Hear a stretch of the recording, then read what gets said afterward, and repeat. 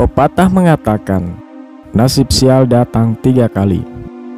Dan untuk Dylan McWilliams, pemuda 20 tahun dari Colorado, Amerika Serikat, ungkapan ini sayangnya terbukti kebenarannya.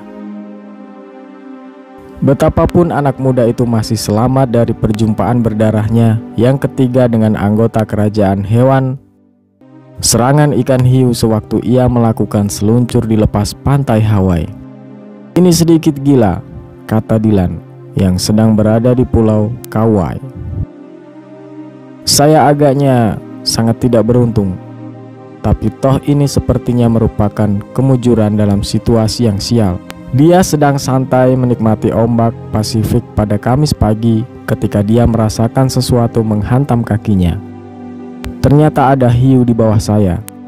Saya lalu menendanginya. Tendangan saya mengenainya setidaknya sekali dan lekas berenang ke pantai secepat yang saya bisa. Ia sempat panik melihat jejak darah yang tercecer. Saya sampai tidak tahu apakah saya sudah kehilangan separuh kaki saya atau apa. Ikan penyerangnya itu diyakini sebagai hiu harimau sepanjang sekitar 2 meter, meninggalkan bekas gigi yang khas di kaki Dylan, yang kemudian membutuhkan 7 jahitan. Dylan adalah seorang petualang alam yang melakukan perjalanan dengan biaya seadanya, backpacking, di seantero Amerika Serikat dan Kanada selama beberapa tahun terakhir, mendanai perjalanannya dengan pekerjaan-pekerjaan serabutan, mulai dari petugas peternakan hingga menjadi instruktur dalam pelatihan survival hidup di alam. Saya telah mengajar anak-anak dan orang dewasa, siapapun yang ingin, bagaimana bertahan hidup di alam liar dan hidup dari apa yang didapat, seperti yang dilakukan para penjelajah, kata penggemar crocodile hunter ini dari tempat campingnya di sebuah pantai Hawaii. Keterampilan bertahan hidup inilah yang digunakannya Juli lalu saat berkemah di Colorado. Saat itu sekitar pukul 4 pagi. Saat tidur di udara terbuka, dia mendadak terbangun dan mendapati kepalanya sudah dijepit di antara rahang beruang. Beruang hitam ini menyeret saya dengan mencengkeram bagian belakang kepala saya dengan mulutnya. Dan saya melawan balik, menusuk matanya sampai akhirnya dia melepaskan saya dan membiarkan saya pergi.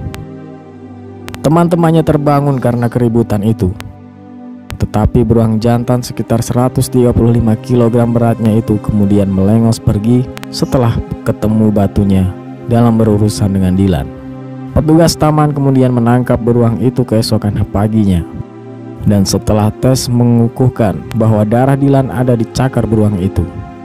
Penjaga taman alam itu membunuh sang beruang. Itu prosedur di taman alam tertentu terhadap hewan berpopulasi banyak yang menyerang manusia. 9 hujaman bekas gigi beruang di bagian belakang kepalanya meninggalkan bekas luka dan sakit ketika disentuh. Tetapi pengalaman itu belum juga mengurungkan cinta pemuda terhadap alam terbuka. Saya selalu mencintai satwa dan menghabiskan waktu sebanyak mungkin dengan mereka. Dia menyebut kejadian-kejadian itu lebih karena berada di tempat yang salah pada saat yang salah. Saya tidak menyalahkan beruang. Dan saya tidak menyalahkan ular derik. Dan ini membawa kita ke peristiwa sial Dylan 3 tahun lalu, yang sepintas merupakan yang paling tidak mengancam jiwa. Serangan ular derik saat melakukan perjalanan hiking di Utah. Saya sedang berjalan di jalan setapak, dan suatu ketika saya menyangka telah menendang sebuah kaktus, tetapi saya tidak bisa melihatnya. Lalu saya melihat seekor ular berbisa yang kemudian meringkuk. Dylan yang saat itu masih berusia 17 tahun memutuskan untuk tidak pergi ke rumah sakit karena dia pikir hanya menderita gigitan kering tanpa semburan bisa. Betapapun ada sedikit racun juga, jadi saya agak sakit selama beberapa hari. Kendati mengalami berbagai peristiwa naas itu, ia menyerukan orang untuk menikmati alam bebas. Saya masih naik gunung, masih menangkap ular, dan masih akan berenang di laut. Ketika ditanya apakah dia membayangkan masih akan mengalami perjumpaan lainnya dengan satwa liar yang berbahaya, dia berkata, "Saya harap tidak, tapi saya menghabiskan sebagian besar waktu saya di alam terbuka. bersama satwa. Jadi saya kira apapun bisa saja terjadi.